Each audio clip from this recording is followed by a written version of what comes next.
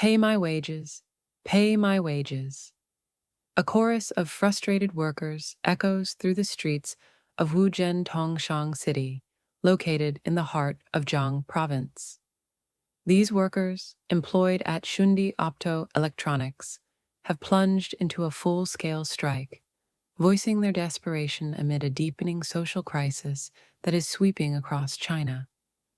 Protests have erupted in various regions, indicating that discontent has reached a boiling point, with millions of Panglifa, ordinary citizens, facing financial and employment turmoil, rising up against the system.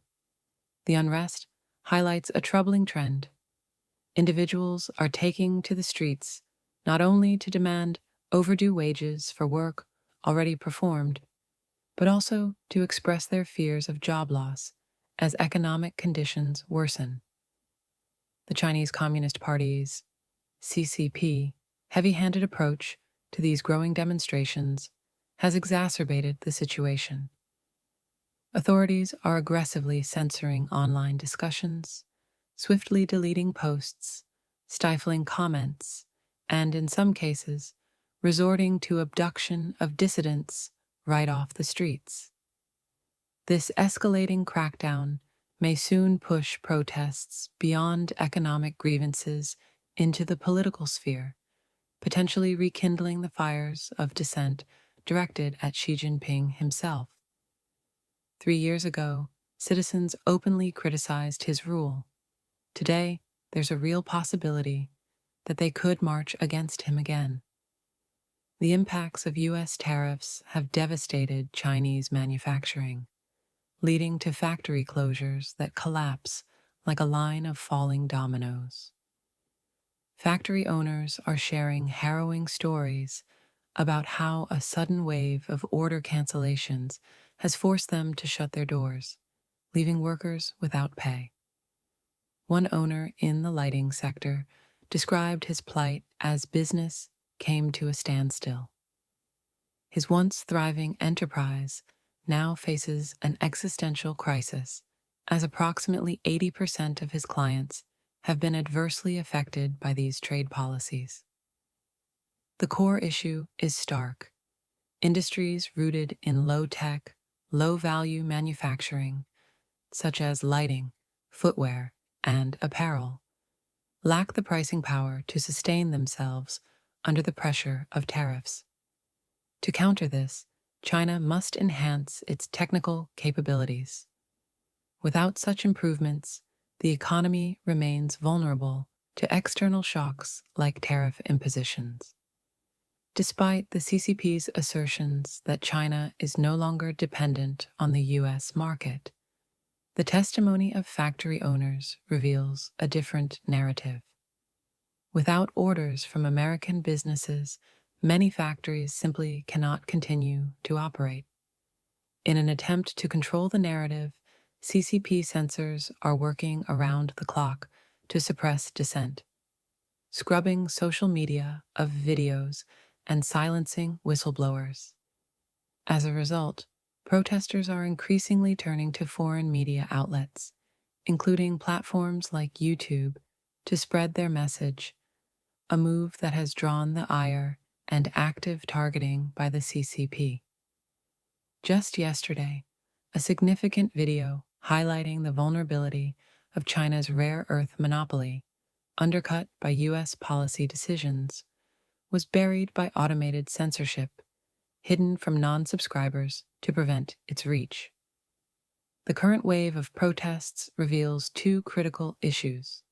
First, China's economy remains overly reliant on low-quality manufacturing, with around 40% of its exports to the U.S. comprising apparel and accessories.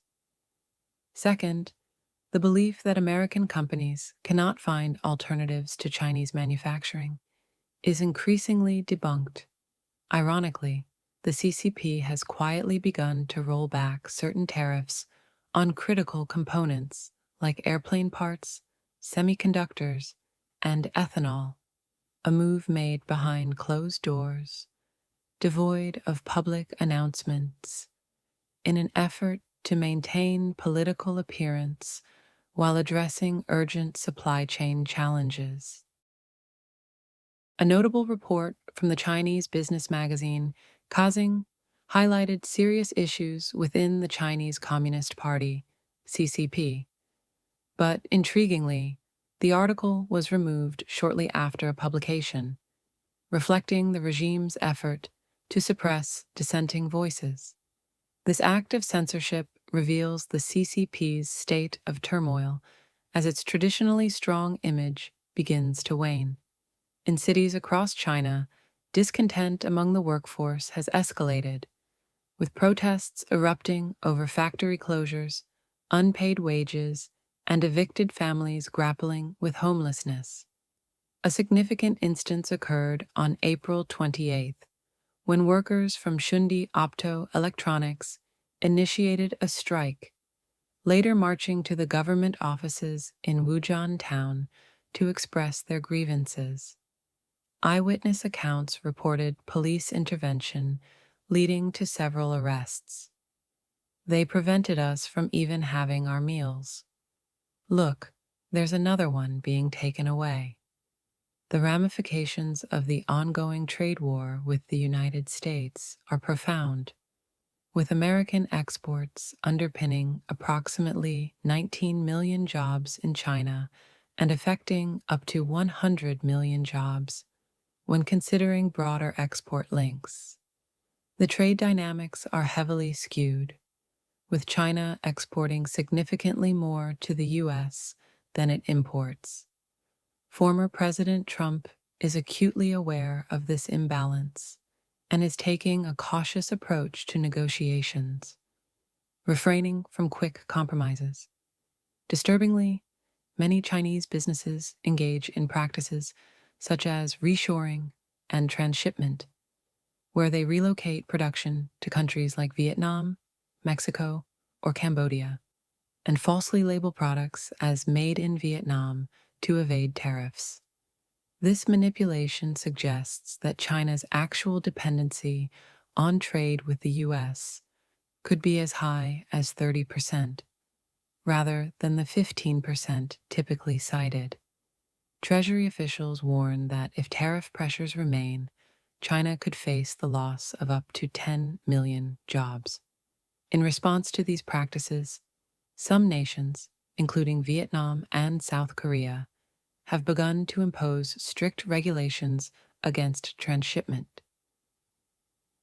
Vietnam has made it a criminal offense, and South Korea recently confiscated $20 million worth of goods intended for illicit export. Meanwhile, YouTube has announced an extraordinary initiative, pledging $64 million daily to content creators in a bid to stimulate channel growth, encouraging even those with small or anonymous profiles to participate.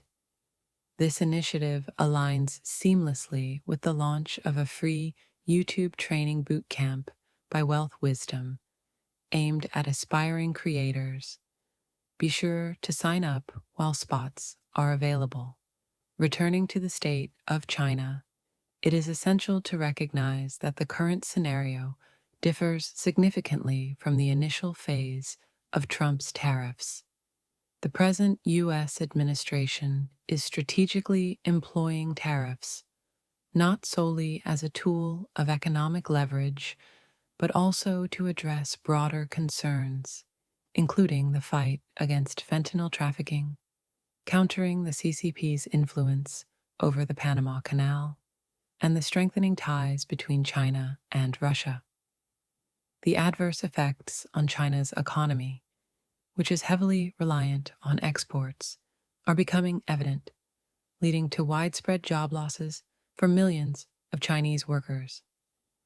This downturn inevitably affects various sectors, from manufacturing to local eateries, mirroring the early signs that precipitated the 1989 protests. Historically, the CCP has sustained growth by promising economic stability in return for public compliance. However, should the party fail to meet these expectations, this long-standing social contract may be at risk of collapse. Consequently, Xi Jinping is taking drastic measures to quell dissent, including purging potential critics within the military and tightening his grip on power. Meanwhile, the CIA has taken an unprecedented step by releasing recruitment advertisements in Mandarin, aiming to recruit disillusioned Chinese citizens. These ads resonate deeply with the silent suffering experienced by many, reflecting a pervasive fear of obliteration, a yearning for freedom, and a hope for a future free from the party's constraints. The current moment is not only perilous, but also historic, as the undercurrents of discontent and desire for change grow stronger. If you found this detailed analysis beneficial, we encourage you to subscribe to Wealth Wisdom for more comprehensive insights on global economic trends, policy developments, and strategic guidance.